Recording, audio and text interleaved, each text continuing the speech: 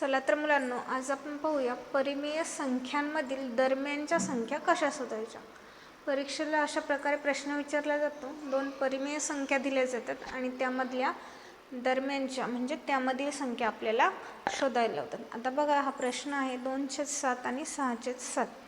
तर यामधील संख्या आपल्याला शोधायच्या आहेत।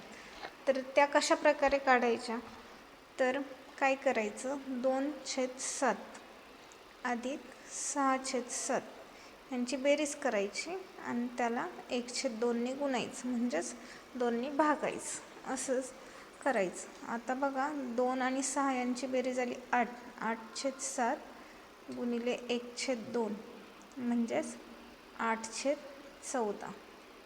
8/14 ही एक संख्या आपल्याला मिळालेली आहे। आता तिथे दिसत नसल्यामुळे मी इथे लिहिते। आता एक संख्या तर आपल्याला मिळाली की 8/14 आणि याला अतिसंक्षिप्त रूप दिल्यावर काय येतं, तर 4/7 म्हणजे एक संख्या आलेली आहे आपली 4/7। आता 2/7 घ्यायचं अधिक 4/7 यांची बेरीज करायची, पुन्हा त्याला 1/2 ने गुणायचं। तर 4 आणि 6 2 यांची बेरीज आली 6, 6/7 गुणिले 1/2 मग 6/7 दुने 14। मग ह्याला अतिसंक्षिप्त रूप दिल्यावर काय येईल, तर 3/7। मग या दरम्यानची संख्या 3/7 अशा प्रकारे आपल्याला मिळालेली आहे।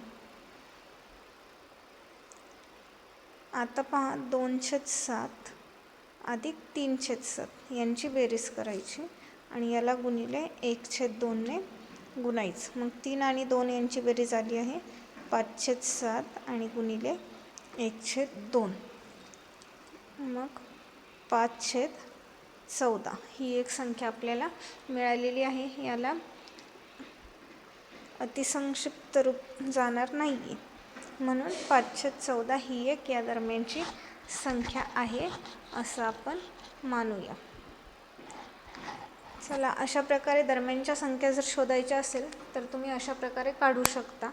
आता इथे छेद सारखे असल्यामुळे तुम्ही डायरेक्ट लिहू शकता 3/7, 4/7, 5/7, पण छेद समान नसताना ही ट्रिक वापरून दरम्यानच्या संख्या शोधायला मदत होईल। अशाच प्रकारे व्हिडिओ आवडल्यास व्हिडिओला नक्की लाईक करा, शेअर करा आणि सबस्क्राईब करा। छेद समान नसताना दरम्यानच्या संख्या कशा शोधायचा हे आपण पुढच्या व्हिडिओमध्ये पाहूया। व्हिडिओ आवडल्यास नक्की चॅनलला सबस्क्राईब करा। Thank you for watching.